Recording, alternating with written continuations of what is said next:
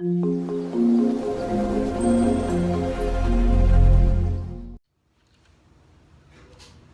everybody, welcome to episode 23, I believe, of the AndersMillknits podcast. Thank you all for joining me on this beautiful August afternoon, or maybe morning or evening, wherever you are at in the world, or whenever you're watching this. I'm your host, Emily, and you can find me on Ravelry as AKA Millie, that's M-I-L-L-I-E, and on Instagram as AKA Millie907.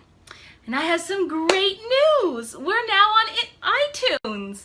So you can actually find the AndersMillknits podcast on iTunes and subscribe and download it to your iPhones. I've been working really hard on this in the past couple weeks, and I'm really excited to have that update for you all. I'm still working on Google Play. It's supposed to be the streaming is supposed to be activated, but I can't seem to find it when I go and look for it. So, who knows? Let's see, what else did I want to tell you? Oh, please go ahead and like the video if you're watching it on YouTube, and subscribe below. Leave comments. Please, I'm not commanding you, but I'm asking you, please talk to me. Please leave some comments below and let's have a conversation. So, that's all the little, as the Stockinette Zombies girls say, administrati. So why don't we get into some reviewing notes, shall we? Wow. Let's just say wow. The last few weeks have been, crafty-wise, incredible. Okay, so here's the really, really awesome news, at least for me. So, about a month ago, I finally finished my essays to submit, and you guys don't know anything about this. I don't think I've ever talked about this, but I finally submitted my essays to the Knitters Guild of America to put my name in for a scholarship to the Master Knitting Program. And earlier, in mid last week, I got the email from them that I got it. And so I was so excited. So I've printed out everything I need, all the instructions and everything for the level 1. Now I have a year from the date that I was accepted to complete level 1.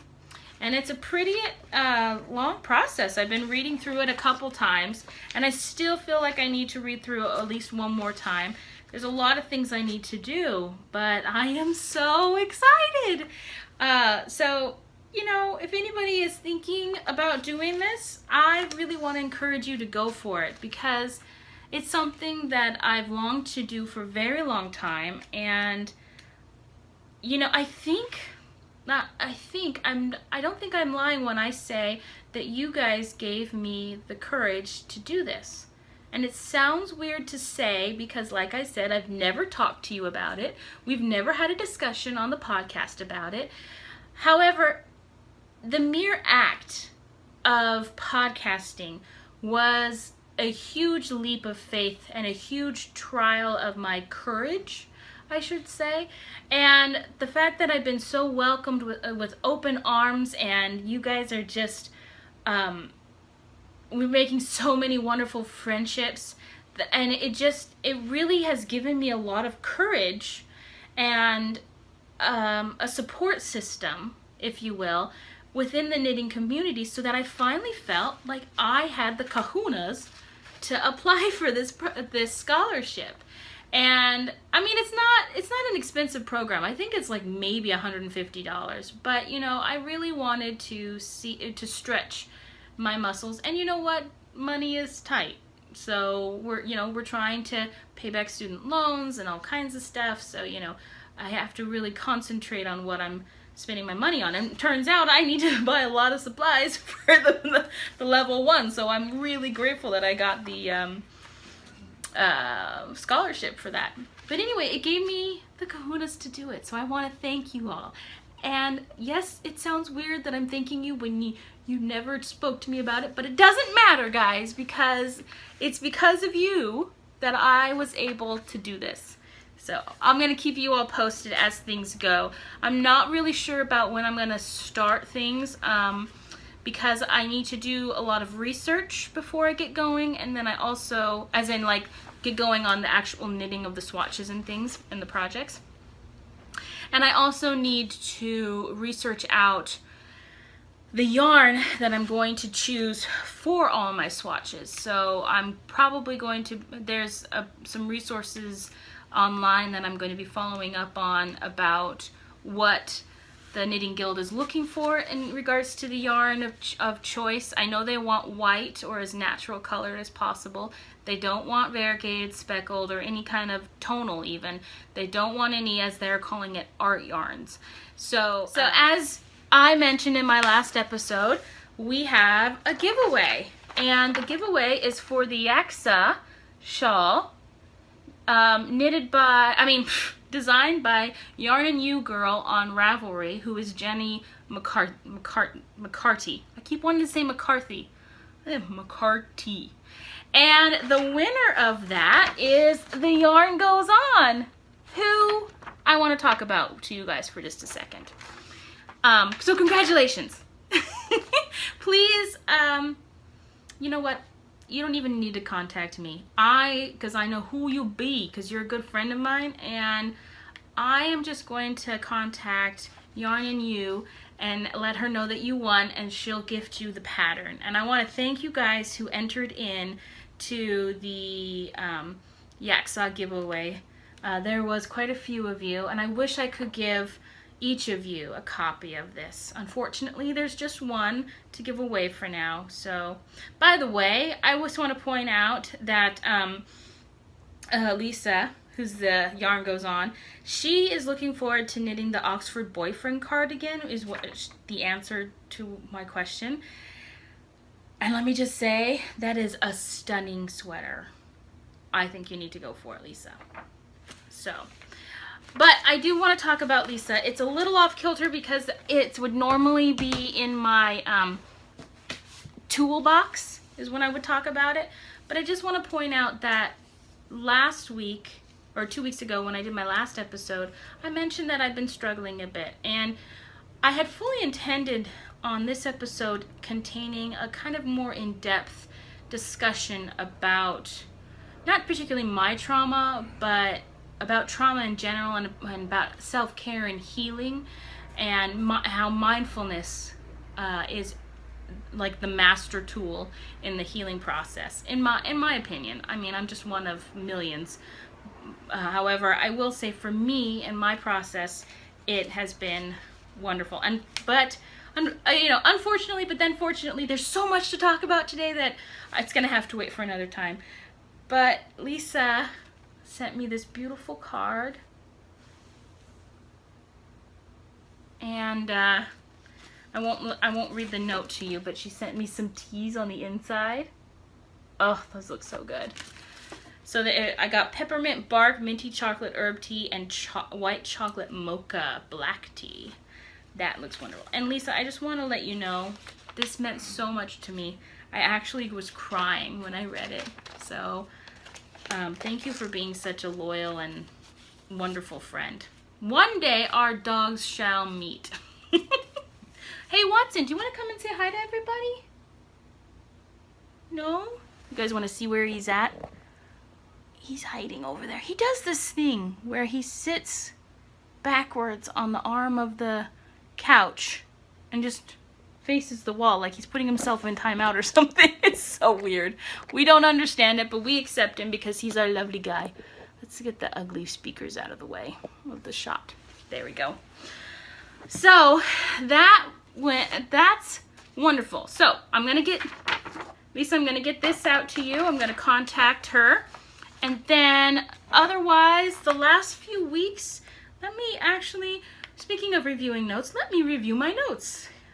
So the last few weeks really honestly have just been all about self-care and about craftiness, and crafty work, and working on things that really inspire me, such as the podcast and getting it up on iTunes and things. So something sad did happen this time round. One of my clients that I've actually been working with for about 10 months now passed away, and he was an amazing man. I enjoyed him to the hilt. He was very cantankerous, but you could tell that he loved people, and we had a great connection, and I was working with him, and unfortunately he had some complications and passed away, and he passed away at a pretty young age, considering he's about in his really early 60s. I know he's younger than my mom. So that was really difficult for me when I found out. And so I just want to take a moment to talk about something really quick. So that morning, before I went out to Tillamook this last Wednesday, as I was in the shower, a couple things came to my mind. This client came to my mind, and I started thinking about some things that I wanted to talk to his caregivers about, concerning about how they're communicating with him. So I was going through that in my mind. B, something else came into my head about how sometimes my husband and I, or pretty regularly I should say, my husband and I have a ritual, I guess you would call it, where every day I shouldn't say this because it sounds like we do it all the time, but we reach out to each other and we tell each other a positive of the day, something that we love about the other person. And it struck me when I was in the shower that we hadn't exchanged a positive of the day in a couple weeks, probably about 2 or 3 weeks. And I was thinking to myself, I really want to do that today and reach out to him. And the third thing is for some odd reason, I thought of Intrepid Otter, or Cat, who's a friend of mine who owns a farm up in Washington and is an incredible hand dyer of self-striping and has her own sheep and everything and cows, and it's so wonderful. And you guys need to check out her yarns because they are the best. Anyway, so I thought about those 3 things. So here's the interesting thing. I got down to Tillamook, and I was in my preliminary session with what we call providers, or the supervisors or managers of the team of caregivers that handle all of the different clients in assisted living facilities. So we call them providers. So I was sitting in with the providers there, and I was going through my list of my clients and checking in with them about, any progress they've made, any, setbacks that might have occurred, anything that we need to actually focus on. And so I got to my client's name, and that's when they let me know that he passed away 2 days prior to me getting there. And I cried, I'll be honest. And I think they were a little taken aback by that. But as I was talking to them, I felt I felt my phone in my pocket buzz. So I knew it was weird, because as I was talking to them about this client, I received a text message. And then I felt it buzz again, and I think it was for a notification about Instagram. And when I got out of that meeting, I took a moment to compose myself, and I went outside and was breathing some air, and I looked at my phone, and what do you know happened? My husband, out of the blue, texted me a positive of the day. I didn't tell him that I was missing that. I didn't talk to him at all about that. And he was telling me about how he loved my smile and how it brightened up his day, and how he just loves how happy I am and my infectious laugh.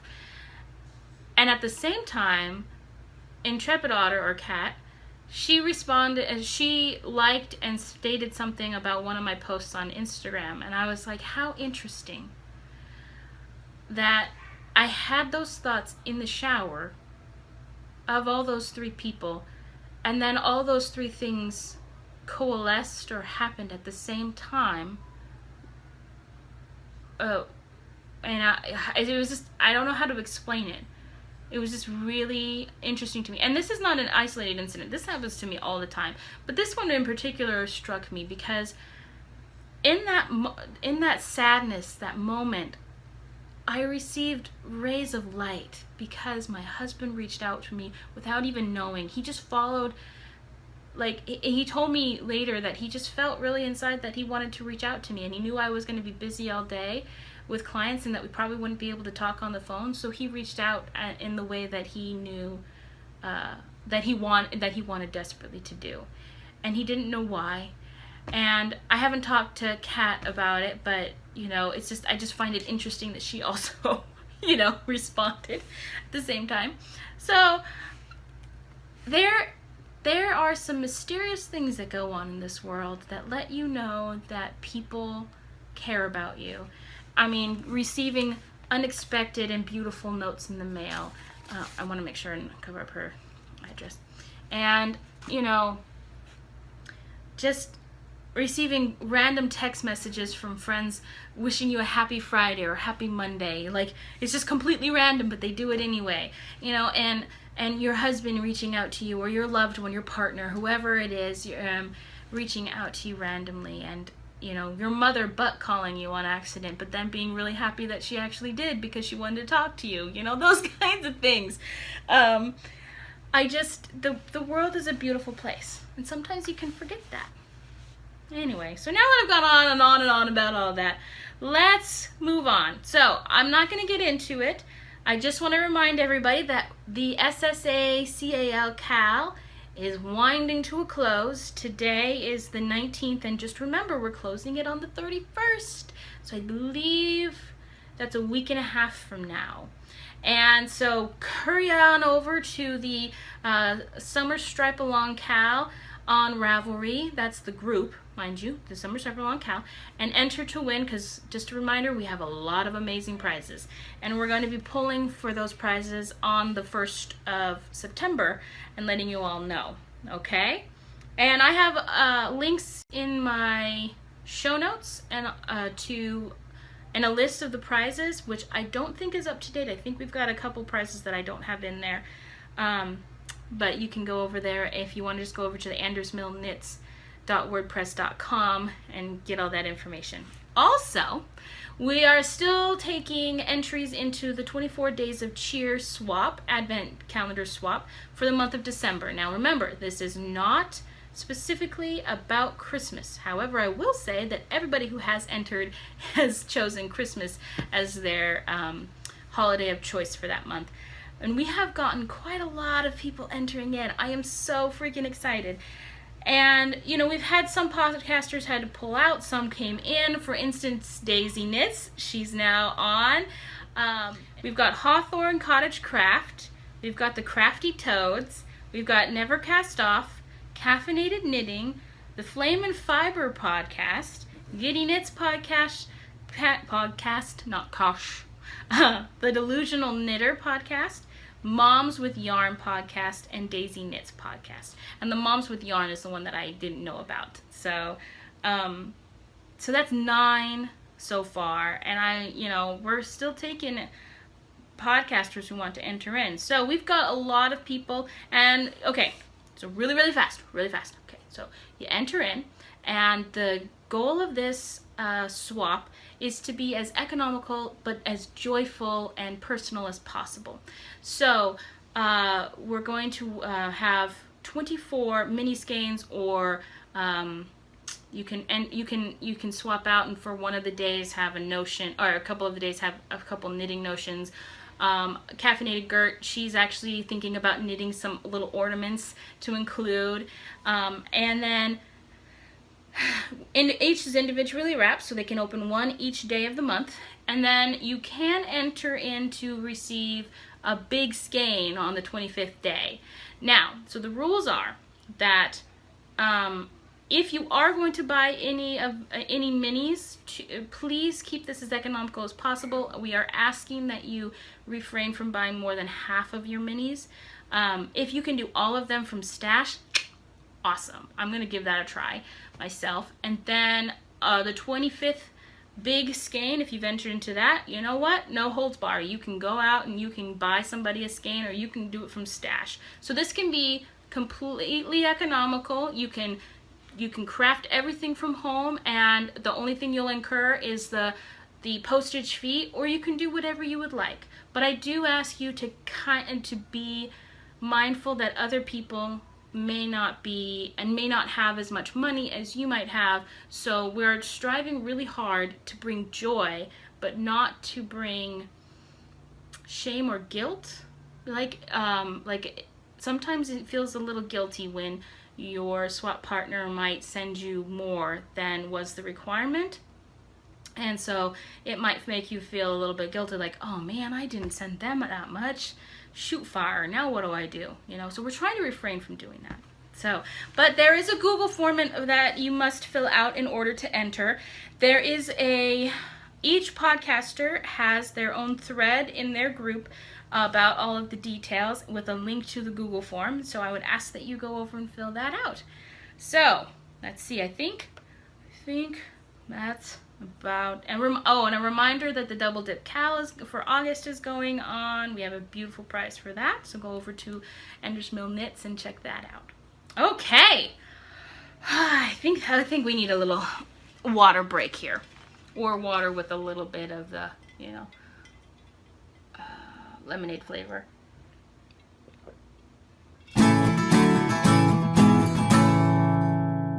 Case notes, shall we? Because there's a lot. I seem to recall that I was knitting a sweater and a couple other people were knitting it with me. I wonder what happened to that sweater. Oh yes, I'm wearing it! I have finished my breathing space sweater and I must say that I love it. I feel like I'm being hugged. Even though it's so incredibly roomy, like I could fit a whole nother Emily in the bottom of my sweater. But I love this. Now, I will say that I'm kind of contemplating taking out my sleeves and knitting it a little bit longer because I was kind of hoping to get elbow length, but I miscalculated. So I'm about 2 inches off. But at the same time, I like where it is now. You know, today outside, I don't know what the temperature is, but I know we're supposed to get into the mid-80s. And it's pretty much noon, afternoon now, and I'm still feeling great. All right, everybody, here's the breathing space. It's quite large on me. I mean, I don't know, like I've got 10 inches of ease going on. But, you know, the bust fits me perfectly. I love the way everything goes. It does wrinkle a little bit when I come up, which tells me that I probably could go down another size. But at the same time, it's so comfortable. When I finished it, I kind of felt like maybe it was going to be a little bit ridiculous to wear. But, you know what? I love it. I love how the stripes came out. I love how the hem came out. I love how it pairs with my leggings. So I'm good, right? All right, we'll get back. And we're back. Well, what did you think? I know it's a little bit big. And yes, I know my house is messy. I have a lot of crafts people. And plus, you know, there's only so much you can do in an apartment. So that's done. Then I just got on a roll and I kind of finished another pair of stripy socks. So these are my Query Fibers in the Carrot Heirloom colorway, and I love them so much. So this peach right here, I want a whole tonal skin. Actually, I want a whole sweater out of that right there. That peachy tonal. Oh, I love it so much. So I finished these. They're still a tiny bit damp because I blocked them yesterday. And I did not try and match the stripes, which I am totes okay with. I like them a lot. I can't wait to wear them.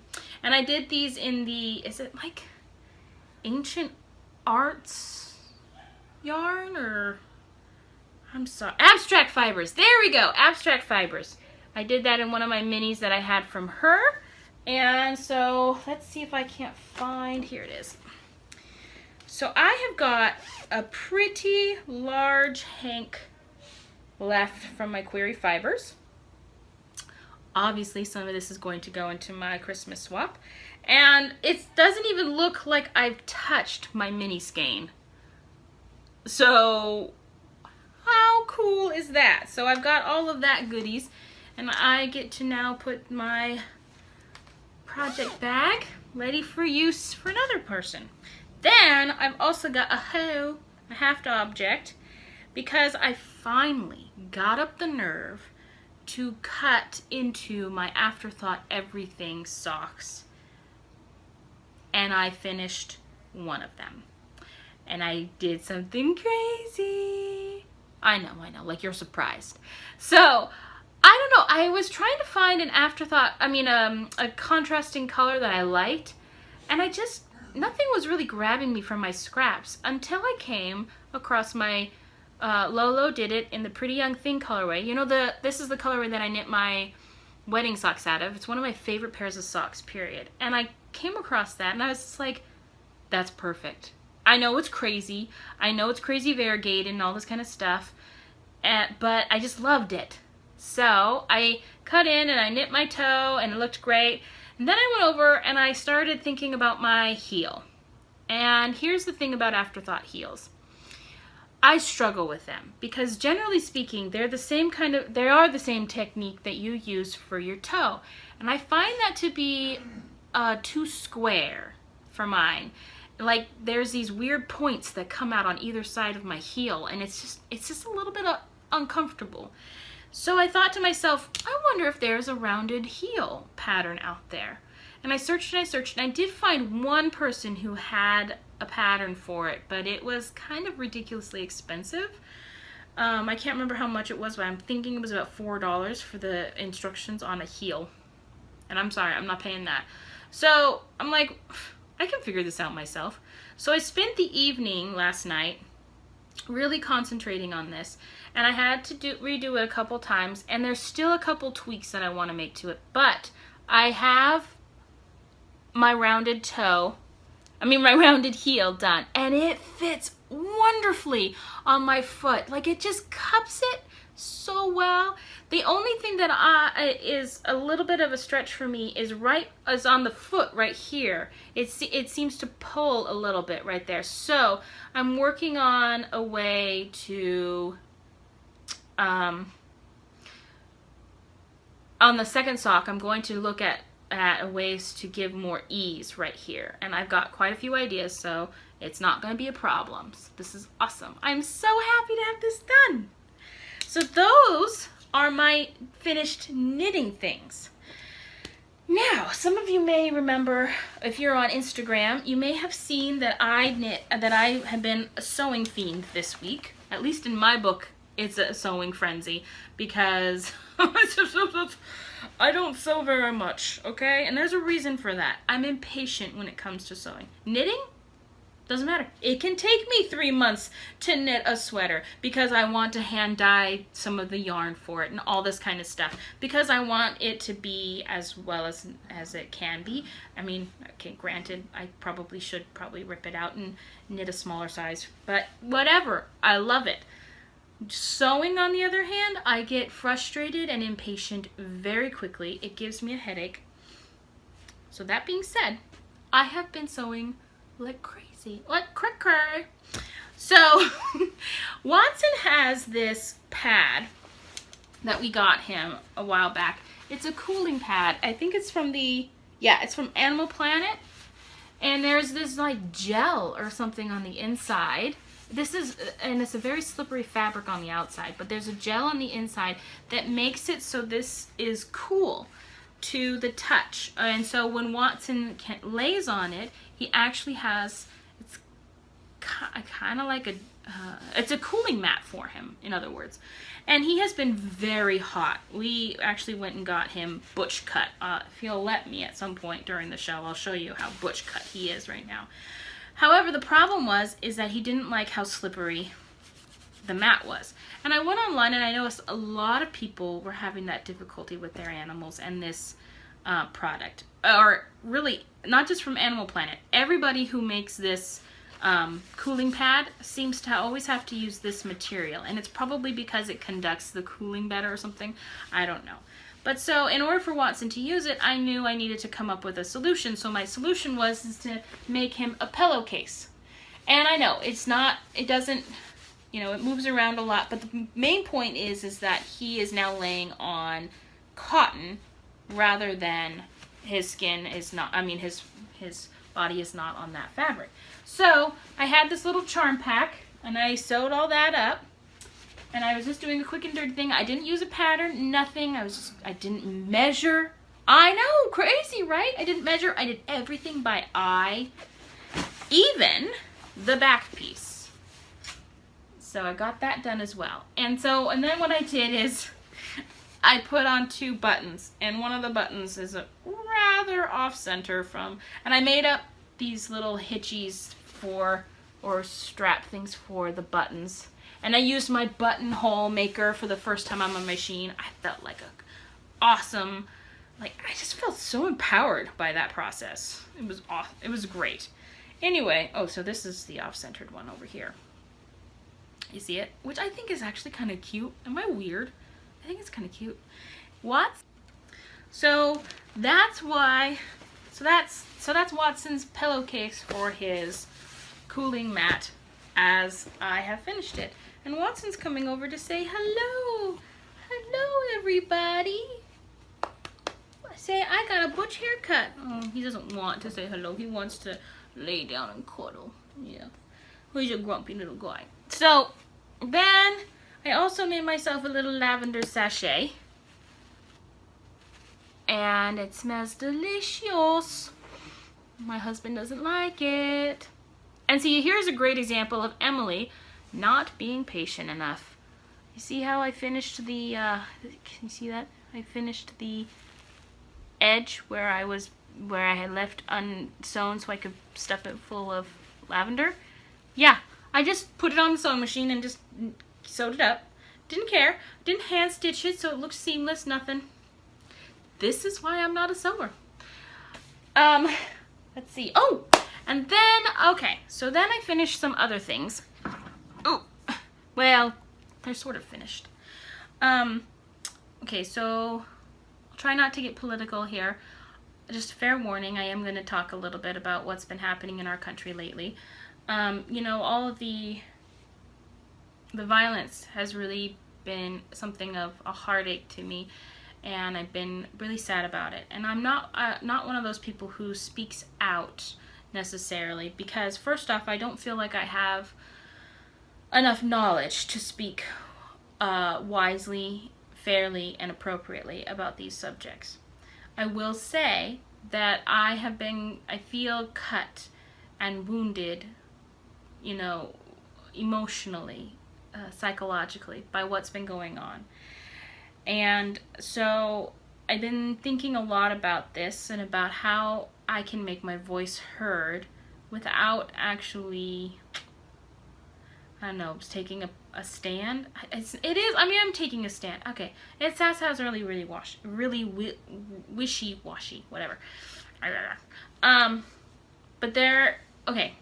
So what I decided to do is while I was out in Tillamook this week, I went to one of my favorite rivers, and I stopped there and went for a walk with Watson, and I collected a bunch of rocks in my basket. And I brought them home, and I've washed them, and over the last couple days, I've started to paint on them. Now, fair warning, I am not a painter. I don't know how to draw. I'm really bad at it. It takes me about 27 times before I can get a circle that I'd be okay with. So that being said, I'm putting something out there that I'm very vulnerable about. So I would ask for some acceptance and non-judgment here. But what I wanted to do is I wanted to paint on them on the front, and on the back I wanted to write a peaceful quote. And I haven't researched that part out yet. I still need to find some of those that I would find appropriate. And then my husband and I are going to go out throughout Wilsonville, and we're going to put them out for people to find, and they can keep them. This will be on the rocks somehow. I don't know how I'll do it. But they can keep them, they can leave them there, they can keep them and then replace them, you know, and just carry that on. So it's a message of peace. So, and the reason why I chose rocks is because rocks can wound. Rocks can hurt, they can kill, and yet I'm trying to show that something that is such a harsh thing can be beautiful and peaceful and bring joy and comfort to people at the same time, right? So it can be used for both. And so that's what I've been doing. So my first attempt has been really weird. I painted I tried to paint the ocean with a sunset on it. Didn't work too great. I kind of painted over the sun. So I need to go back and touch it up. But I'm not terribly upset with it. So the problem is I'm also very limited on my paints. I only have a few paints. But okay. So that was the first rock that I did. And I painted it white on the back so that I can write in marker or a permanent marker the quote, and it would actually be legible. Then the second one I have finished, except for the quote, is a sailboat on the ocean. And yes, and there's a few birds in there, if you can see them. And for some odd reason, I wanted my clouds to be purple, and there's a little, the sun is coming out of one of the clouds. I don't know if you can see that. It's all very subtle. And on the back, I'll put a quote. Then I did a really ugly one, and I'm gonna have to redo this one. I wanted to try and do stripes, because I thought, oh, I could enter into this stripe-along cow. Well, it be ugly, folks. Oof. So bad. So I'm gonna paint over this in white and try something again. I don't know what I'm gonna try. I wanted to do a rainbow at first, and then somehow or other I just ended up doing this thing. I don't even know how that happened. Anyway, so I've got quite a few. Here's just a little sampling of what I've been doing. Here's a white one, and all of these, the bottom, oh yeah, all of these, the bottoms haven't been painted yet, but here's a white one. Here's a pink one and a sort of a pink one. My red and mixed with my white comes out to this weird terracotta color. It's very strange. But I need to finish doing that. And then I'm going to try and look up how to paint flowers on these two. So I kind of want to do roses or something beautiful and simple because I don't know how to do it, you know. So, and I don't know what I'm going to do on all of them. So I was thinking of a geometric shape, but, you know, that's just not very peaceful to me. So I think I'm going to do a windmill on one or two, because windmills to me, for some odd reason, always, you know, my logo is a windmill. I just love windmills. I love lighthouses, so I think I'm going to do a lighthouse, you know, those kinds of things. So if you want to join in, you can. So it's just my rock of peace, I guess you would say. Maybe that'll be our hashtag for it, Rock of Peace. Peace rock? Rock peace? I don't know. Anyway, so those are all my finished objects, and I got a little bit into what's in session, but, you know, kind of hard not to. So what is in session, and will be for a while, is, well, okay, I'm just gonna show, is what's behind me here. I had another charm pack with all of these beautiful, okay, fine, I'll bring it up to you. All these beautiful designs of roses and flowers of different kinds, and all these different beautiful soft colors, and this reminded me of an English cottage, so I wanted it. I actually thought, when I bought it, that it was going to make an entire front of a quilt, and I would just need to get my backs. It didn't. This is like a runner. I used every single piece except for the two, because for some odd reason I had two extra, and so that's why I made that lavender sachet, so I wasn't going to waste it. Anyway, I bought this over a year ago. I don't know if it's still out there to be purchased, so I have no idea what's going to go on. So for right now, okay, things might look weird because I actually had to switch to a completely different camera because my iPhone was being a little jerk. Wouldn't record more than 3 minutes at a time. So I was trying to explain to you why I wanted to do this, and it's because this blanket, and for the living room, because the couch is an ugly dark gray. I struggle with that. The apartment complex painted the walls a horrible grayish clay color, and so I wanted something to liven things up. I've been trying to liven things up all along. I feel like I'm not exactly successful, so, you know, here you go. So that's that. So why don't we go on to the knitting content then? So for Christmas this last year, my best friend, here comes Watson, guys. He'll be up there the whole time now. My best friend Tasha sent me this curling tendril sock by Melissa Goodale. I don't know if you can see. I'll try not to shake. Maybe I'll even insert a, I don't know. I probably won't insert a picture. Who are we kidding?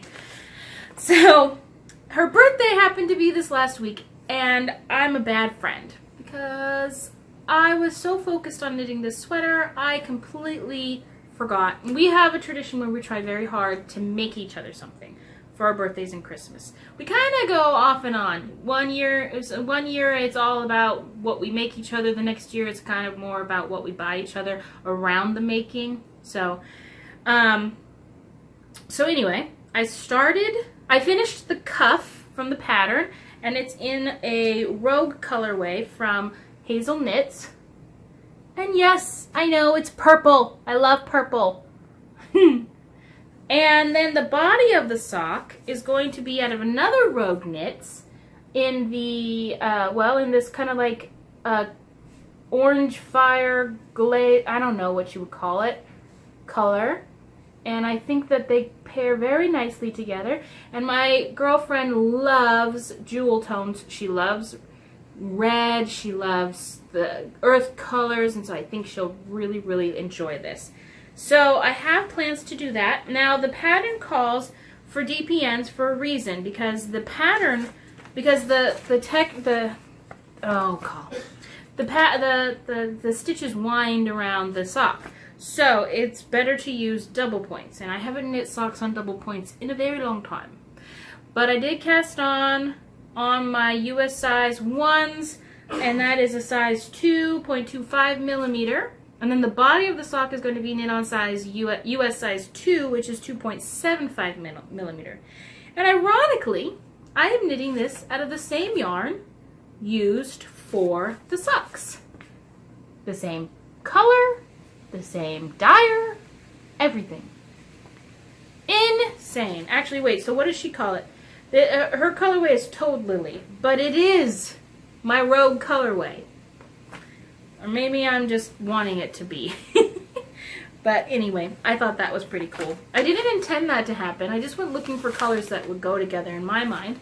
And voila! And to complete the circle, well, sort of, it's in my bag that my sister Amy made me for Christmas with all of the London emblems on it. I love it. Then, continuing on with that, I'm also knitting my best friend a hat. And it's from a kit that I got at the Eugene Fiber Festival from the Cat Mountain Fiber Arts.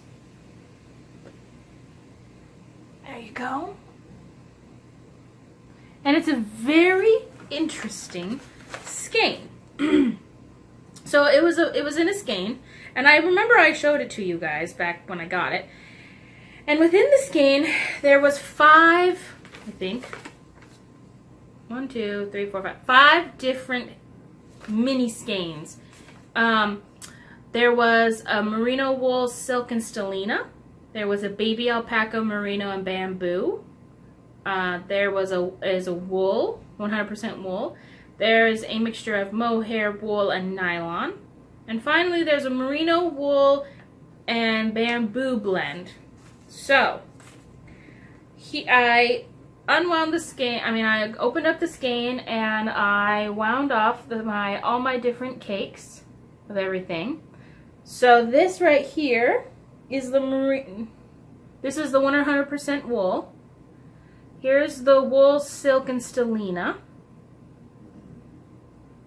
Wait, no, hold on. That's not the wool, silk, and stellina.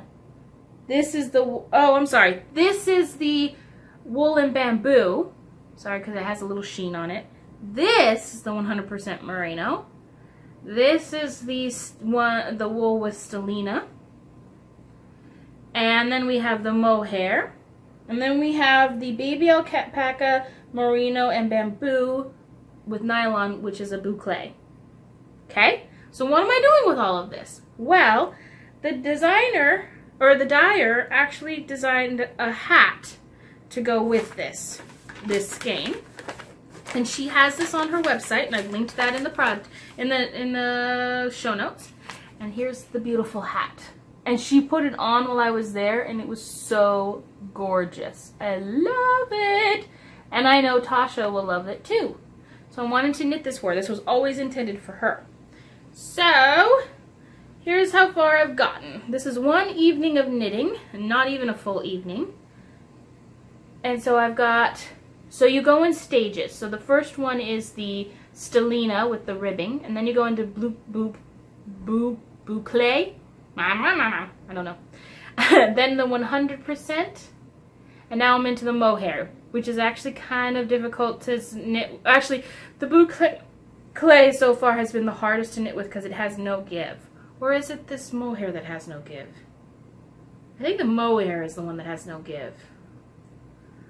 So, but it's so fascinating to knit around and incorporate all these different textures, but all in the same colorway.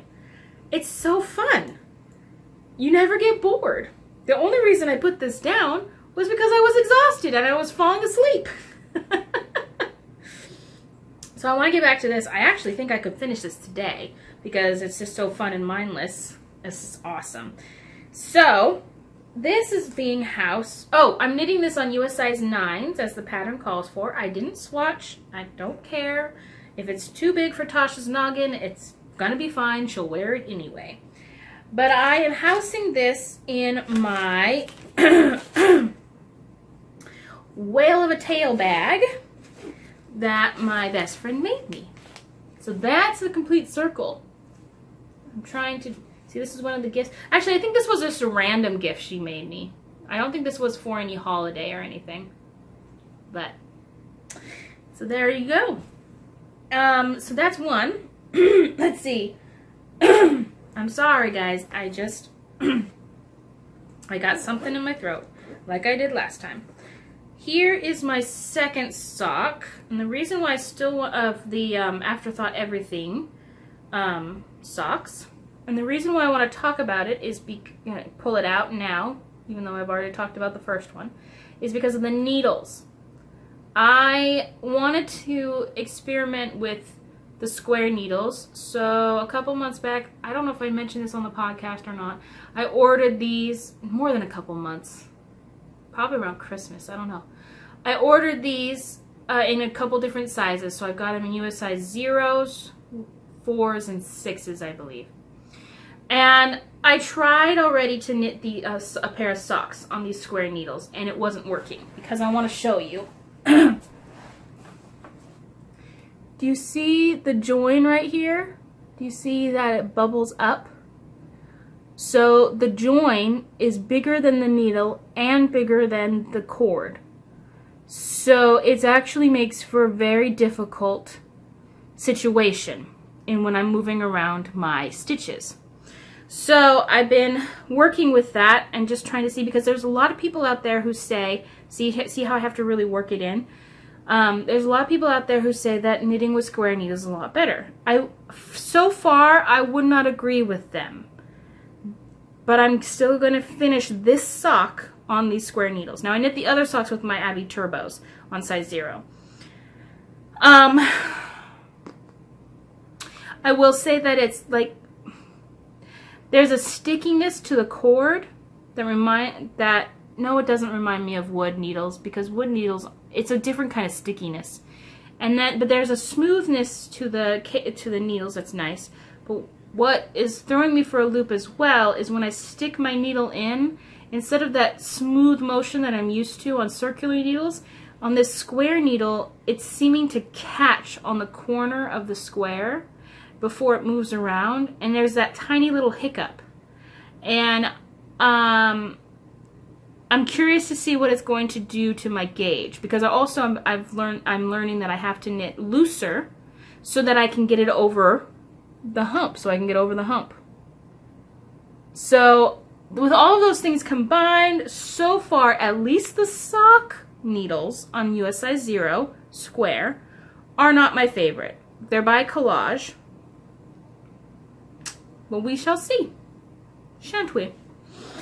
So, again, that's in What in Tarnation by Knitty. Oh, I'm such a bad person. Knitty. What in Tarnation? I can't remember the name of the dyer. Ah! Help me out, guys. Oh, I'll put it at the bottom of the screen. Diabetes brain. That's what I'm calling it now. Because, side tangent, I don't know that I mentioned this, but it turns out that I'm resistant to metformin and glipizide. So, this whole time, I've been so frustrated about the my levels on my glucose meter, and it turns out that, according to the tests, the medicine isn't working. So, no wonder my stuff has still been so high, even though I try very hard not to.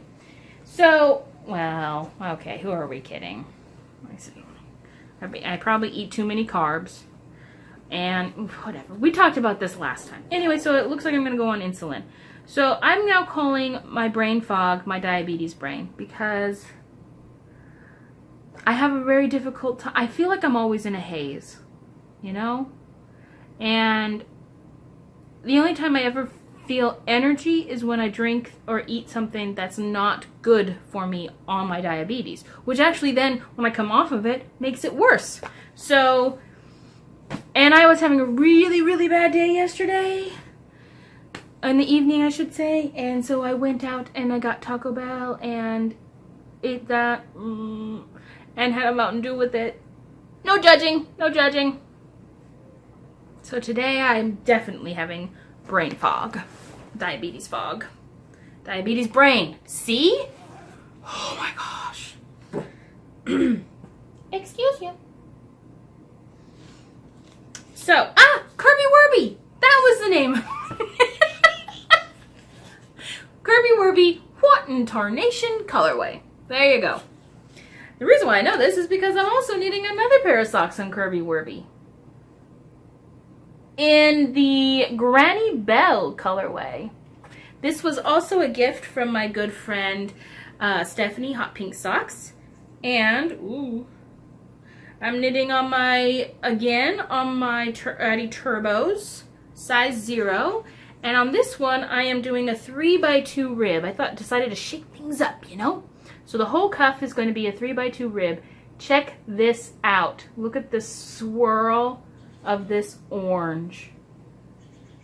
All the way down. So this is not a self-striping that I would call a self-striping. I would call this a intentional pooling. And I love it! So the colors are grassy green, white. I don't know what kind of orange this is. Like tangerine-ish orange? I don't know. Yeah, but I love it, whatever it is. And then a gray. So awesome. So I've been knitting on this just in the car. Yeah, just in the car, because even at my training that I went to this week for TBI, that's traumatic brain injury, and about, you know, mental health, the component of mental health within TBI. Even on that, I was knitting on these, and I actually finished one of my socks, this one, in the session, in the training session. And it was so crowded that nobody really saw me knitting on it, so it was awesome. Because, you know, like the speakers didn't see me knitting on it. Didn't see me knitting on it. This is in a bag. It has dogs on it. Who is it by? I should know this. See, look, there was a tag on it. I tend to leave the tags on it because I tend to forget who I bought these things from. I don't know, but I love this bag. It's been in storage for quite a while, so it's all gooped up. Anywho, so the last thing that I've knit on this week is my Bendy Arrow shawl. I knit a whole row. Yay! But I knit on it. That's the material point. So I love this thing, and I actually want to get it. I want to get it done by the end of the cowl. So I'm gonna be concentrating really hard on this one. So probably. Oh man, I have so many wants here. I want to finish the socks. The socks can wait. The What in Tarnation socks, those can wait, honestly. But I definitely want to finish Tasha's hat and the bendy arrow before the end of August. So moving on from there, I've been working on one last thing, and this goes back to fabric now. Do you guys recall, again, at the Eugene Fiber Festival, I got myself the two kits of the hot pad locker hooking kits. And I showed you a video, I forget which episode that was, so maybe I'll put it at the bottom here if I remember. And I hadn't been working on it. And last Sunday night, I had a tiny bit of free time. I didn't feel like watching a TV, and my husband, that's really what he wanted to do before, you know, just to relax at the end of the weekend. And I was just like, I don't want to. So I went into the office, and I broke this out. And I was going to start working on it immediately, but then I thought, you know what, I should do a little research before I start. So I did, and I found a great tutorial, actually a couple. And what I actually found out is, okay, wait, hold on. So I watched the tutorials, and I started working on the edge. And this is what I did just in that night. And you're like, that's nothing, Emily. But believe me, that's something, because I'm learning, okay? So I'm using my locker hook with the crochet needle on one end and the eye on the other. And I'm using these scraps that came in the kit, which are very Christmassy. They're just like quilter's cotton kind of things. So this is the key material point that I've learned. Quilter's cotton is not great for this project because it frays so much. Can you see the fraying going on? Let's see if we put it on my forehead. No. Just put it on more. You can see the fray right there? So that gets really intense when you're working on this. And it actually makes it quite difficult to work on it. Then also, there is a right and a wrong side to quilter's fabric. And if you're not careful, you'll get, well, I was being careful, but sometimes you just can't help it, and you'll get the wrong side showing on this. So what's the solution? Well, the true diehards of locker hooking only, it appears, use batik fabric. The fabric is stronger. It doesn't come apart easily. Like you could pull on quilter's fabric and rip it pretty easy. Batik fabric has a different kind of weave, so it does not do that, or is more resistant to that. It doesn't fray like quilter's fabric does, and it doesn't have a right or a wrong side. So they kind of recommend that you use that. So I'm going to be looking into that for the future because I know that I want to keep doing this. The other thing that nobody talked about is that I was kind of hoping to use these old sheets that I bought when we moved into this apartment. The carpet was new, and I knew everybody who was helping us was going to, and it was raining that day, and I knew everybody who was going to be helping us was going to be walking back and forth in muddy shoes, and I didn't want to get the new carpet all muddy. So I went to one of my secondhand shops around here, and I just bought a lot of old sheets. I tried to make them as pretty as possible. And I like them. And my thought process behind all of that is that when we're done with that, I'll just rip these up and use it for rug making in whatever modality, medium, there you go, medium, that I choose to do it.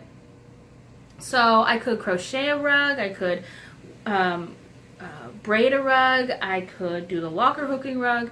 So they're still there. I don't have to use the sheets for the locker hooking. I would like to, but there you go. So that is what is going on in my crafty universe. And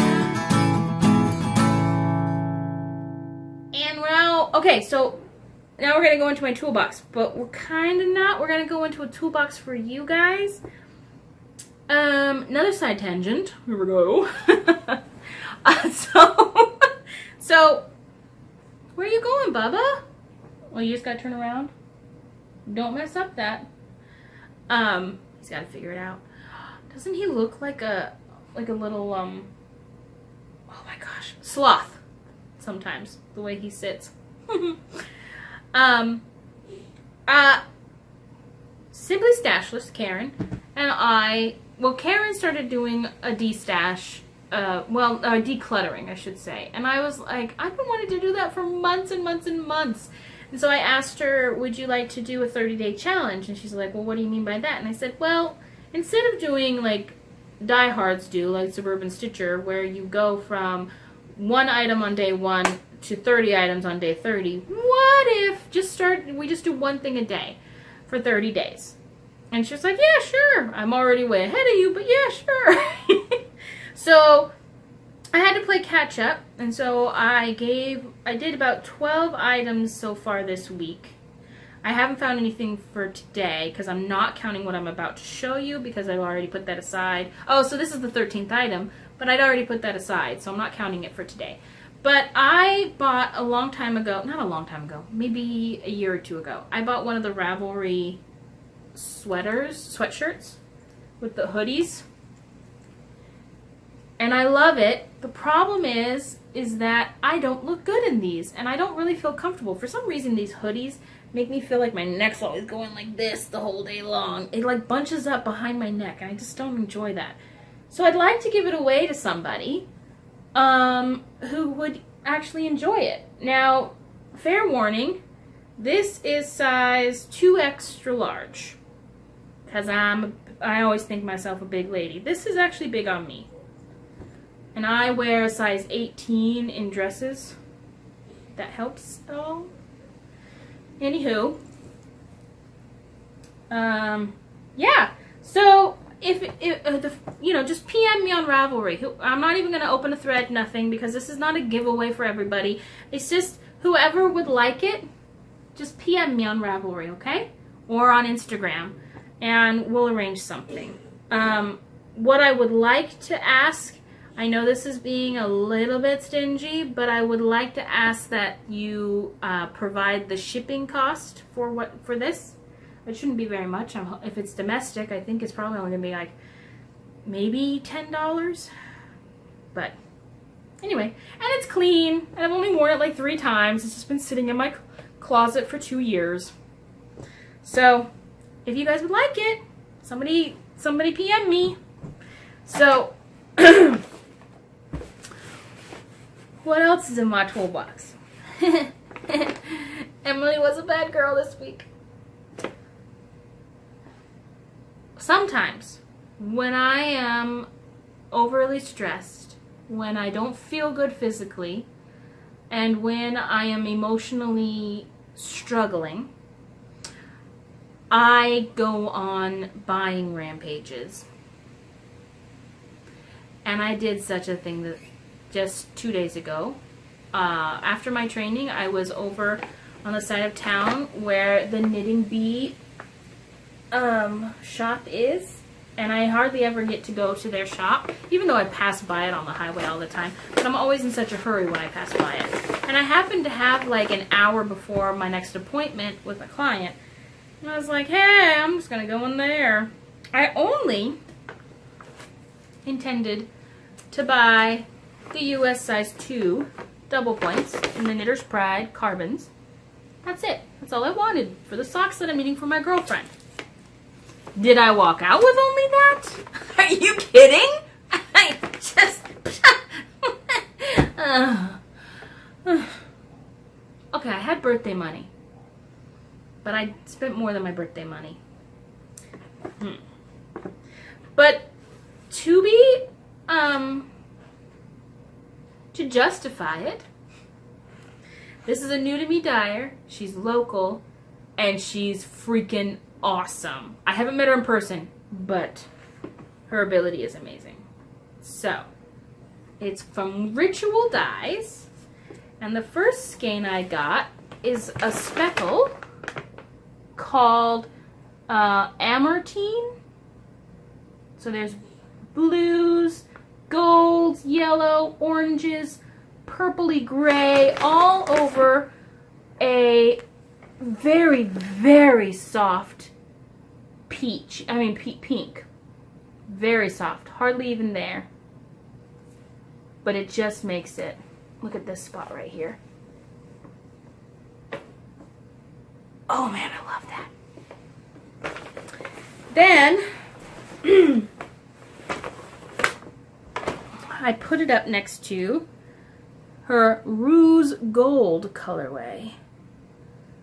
And I had to get this. It's got the deep purple, the more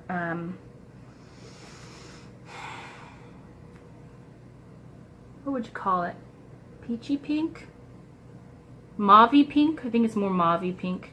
It's got this interesting color here. It's kind of almost like mustard, but yet gold, but it's not. And then when you put it next to this, right? And that's not all. Then I saw Alabaster. And it's got these charcoals and grays, and it's got, okay, where can I show you? There, right there. That oranginess that I love. And that. So now we've got these three going. Well, why don't we add in a fourth? Oh boy. And this is iron. And it's just gray speckled. It's literally just gray speckled on gray. And it's gorgeous. Now I don't know if I should be going like this. No, like this. Or like this. That might be it. Right there. So, I'm not knitting the fade sweater, but I am knitting a sweater that harkens back to the fade sweater. It's, oh boy, I think I gotta look it up. Well, I'll put it at the bottom of the screen right here. And maybe a little picture, because it's got this beautiful yoke. It's an all fingering, and it's got this beautiful yoke with sheep going across the yoke. And I got it on a steep discount on Ravelry. So, it's so soft and squishy. So this is her maiden base, fingering 2-ply, 80/20 merino nylon, 400 yards and 100 grams. That's what all of the bases are. Look at that iron. Right? I'm a bad girl. And our credit card is hating me right now.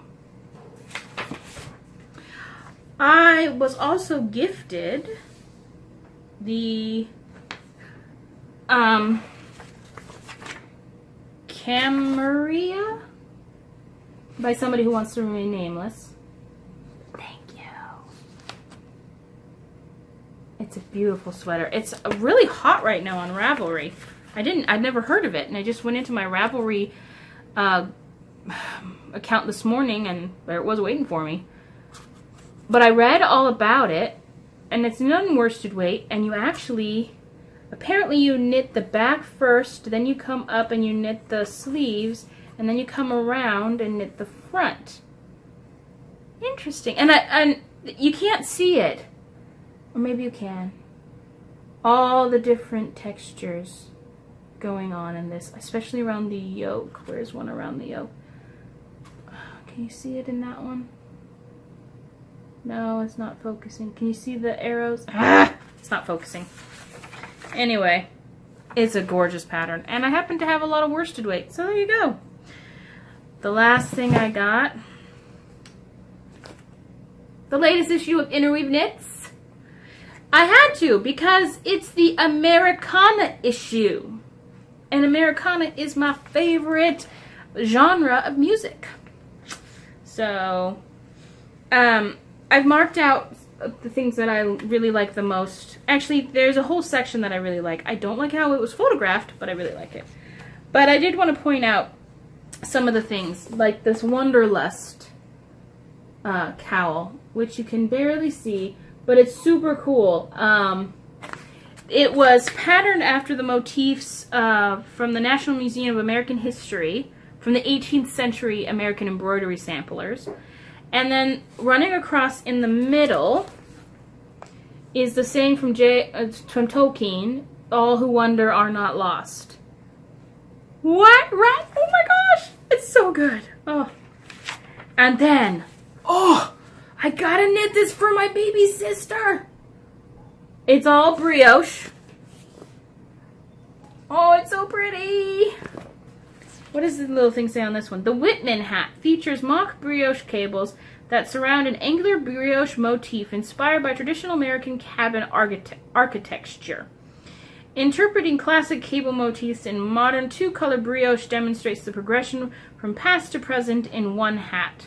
This hat gives you the opportunity to practice advanced techniques such as brioche decreases on a braided cast-on. Oh, I didn't notice that. Yeah, it's got a braided cast-on, which I've done before. So, I like it. It can be fiddly, but I like it. Then, let's see, what's next on the agenda? Oh! There is literally one article in this whole magazine. Everything else is little advertisements couched within articles. They're not articles. They're just advertising products.